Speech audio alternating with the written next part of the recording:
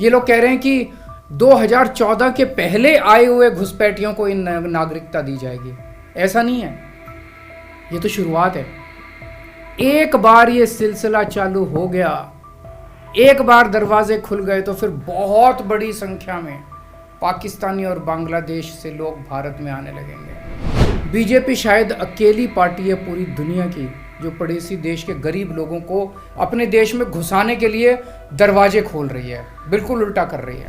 पूरा का पूरा खेल वोट बैंक बनाने की गंदी राजनीति है। अपने बच्चों को तो रोजगार है नहीं और पाकिस्तानियों को भारत लाके उनके बच्चों को रोजगार देना चाहते हो।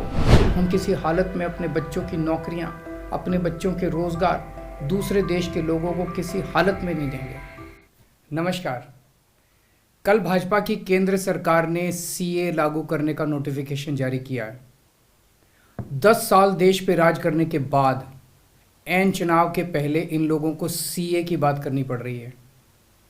अगर 10 साल में कुछ अच्छा काम कर लेते तो शायद आज सीए की जगह अपने कामों पे वोट मांग रहे होते। आज देश के सामने सबसे बड़ी समस्या महंगाई और बेरोजगारी की है। किसी को भी घर चलाना मुश्किल हो रहा है, इतनी ज़्यादा महंगाई हो गई है, कमर तोड़ महंगाई हो रही है।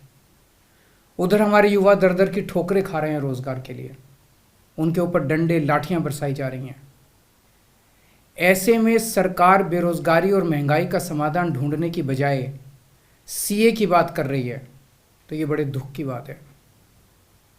ये सीए आखिर है क्या? बीजेपी की केंद्र सरकार का कहना है कि 3 देश, बांग्लादेश, पाकिस्तान और अफगानिस्तान, इन 3 देशों के अल्पसंख्यक जो हैं वो अगर भारत की नागरिकता लेना चाहें तो उन्हें भारत की नागरिकता दे दी जाएगी। इसका मतलब बड़ी संख्या में यहाँ से अल्पसंख्यकों को हमारे देश में लाया जाएगा, उनको रोज़गार दिए जाएंगे, उनके लिए घर बनाए जाएंगे, उनको यहाँ बसाया जाएगा।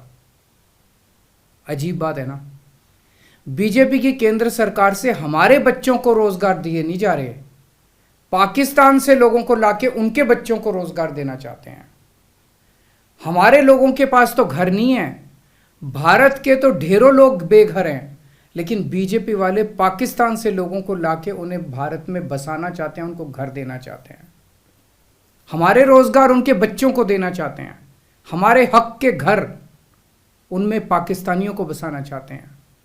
भारत सरकार का जो सरकारी पैसा हमारे परिवार और देश के विकास पे खर्च होना चाहिए, वो पैसा पाकिस्तानियों को भारत में बसाने पे खर्च किया जाएगा।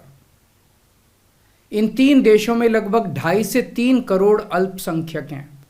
ये तीनों बहुत गरीब देश हैं। जैसे ही भारत के दरवाजे खुलेंगे, इन 3 देशों से भारी भीड़ हमारे भारत में आ जाएगी। अगर इन 2.5-3 करोड़ में से 1.5 करोड़ लोग भी भारत आ गए तो कौन देगा इनको रोजगार? कहाँ बसाओगे इनको? बीजेपी वाले अपने घर में बसाएंगे क्या इनको? इनके अपने घर में रखेंगे क्या इनको? बीजेपी वाले देंगे क्या इनको रोजगार? कौन देगा इनको रोजगार? तो प्रश्न उठता है कि बीजेपी ऐसा क्यों कर रही है। कई लोगों से मैंने बात की, कुछ लोगों का कहना है कि ये पूरा का पूरा खेल वोट बैंक बनाने की गंदी राजनीति है। इन तीनों देशों से 1.5-2 करोड़ लोगों को अगर भारत ले आया गया और उनको चुन चुन के इस तरह से देश के अलग अलग भागों में बसाया गया, जिससे जहां जहां बीजेपी के वोट कम हैं वहां झुग्गियां डाल के अगर इन लोगों को वहां बसाया गया तो वहां बीजेपी का एक पक्का वोट बैंक तैयार हो जाएगा, बीजेपी के वोट बढ़ जाएंगे। और आने वाले इस चुनाव में तो नहीं, आने वाले भविष्य के चुनाव में बीजेपी को इससे बहुत बड़ा चुनावी फायदा मिल सकता है, ऐसा कुछ लोगों का कहना है। मुझे नहीं पता ये सच है कि गलत, लेकिन सबसे बड़ा प्रश्न है कि बीजेपी ये क्यों कर रही है। एक तरफ बीजेपी की हरियाणा सरकार हरियाणा के बच्चों को रोजगार देने में असमर्थ है। रोजगार के लिए हरियाणा सरकार अपने बच्चों को इजराइल भेज रही है।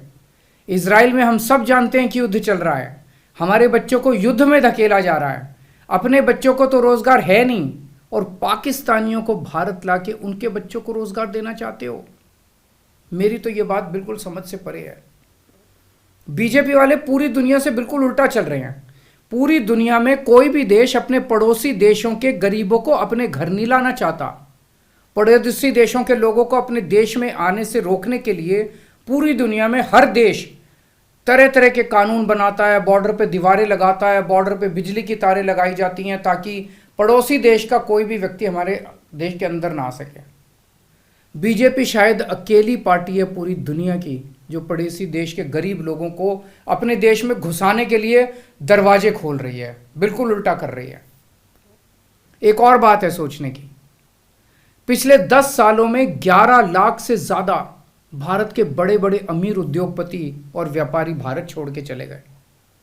ये लोग भारत में फैक्ट्री चलाया करते थे, इंडस्ट्री चलाया करते थे, बड़े बड़े व्यापार किया करते थे, लाखों लोगों को नौकरी देते थे, रोजगार देते थे। ये बीजेपी की गलत नीतियों और उनके अत्याचार से तंग आके भारत छोड़ के चले गए। अगर बीजेपी को लाना ही है तो इन लोगों को वापस भारत लेके आओ ना, जो भारत छोड़ के चले गए। ये भारत आएंगे, इनके पास पैसा है, भारत में इन्वेस्ट करेंगे, नई नई फैक्ट्रियां खोलेंगे, नए नए व्यापार खोलेंगे, अपने बच्चों को रोजगार मिलेगा। ये क्या बदतमीजी है कि बांग्लादेश के, पाकिस्तान के और अफगानिस्तान के लोगों को हमारे देश में लाके बसाएंगे और उनको हमारे बच्चों के हक के रोजगार उनको देंगे। ये लोग कह रहे हैं कि 2014 के पहले आए हुए घुसपैठियों को इन नागरिकता दी जाएगी। ऐसा नहीं है, ये तो शुरुआत है। एक बार ये सिलसिला चालू हो गया, एक बार दरवाजे खुल गए तो फिर बहुत बड़ी संख्या में पाकिस्तानी और बांग्लादेश से लोग भारत में आने लगेंगे। आज बीजेपी कह रही है 2014 के पहले आए हुए लोगों को ही नागरिकता दी जाएगी। देख लेना, अगले चुनाव में ये बीजेपी वाले इस तारीख को बढ़ा के 2024 कर देंगे कि 2024 के आए हुए पहले वाले लोगों को दी जाएगी और फिर इसे और आगे बढ़ा देंगे। मोटी मोटी बात यह है कि पाकिस्तानियों और बांग्लादेशियों के लिए भारी संख्या में भारत आने के लिए बीजेपी सरकार ने दरवाजे खोल दिए। ये देश के लिए बेहद खतरनाक है और इसका सबसे ज्यादा खामियाजा उत्तर पूर्व नॉर्थ ईस्टर्न स्टेट्स भुगत रहे हैं, खासकर आसाम के लोगों की भाषा और संस्कृति खतरे में पड़ चुकी है क्योंकि वहां पे बांग्लादेश से इतनी बड़ी संख्या के ऊपर इलीगल माइग्रेशन हुआ है। अब बीजेपी कह रही है कि इलीगल माइग्रेंट जो आए हैं उनको हम नागरिकता देंगे, उनको हम बसाएंगे, आसाम में बसाएंगे। आसाम के लोग बहुत नाराज हैं। एक तरह से देखा जाए तो हेमंत बिश्व शर्मा जो बीजेपी के मुख्यमंत्री हैं, उन्होंने धोखा दिया अपने लोगों को। अपने आसाम के लोगों की खातिर उन्हें सीए का विरोध करना चाहिए था।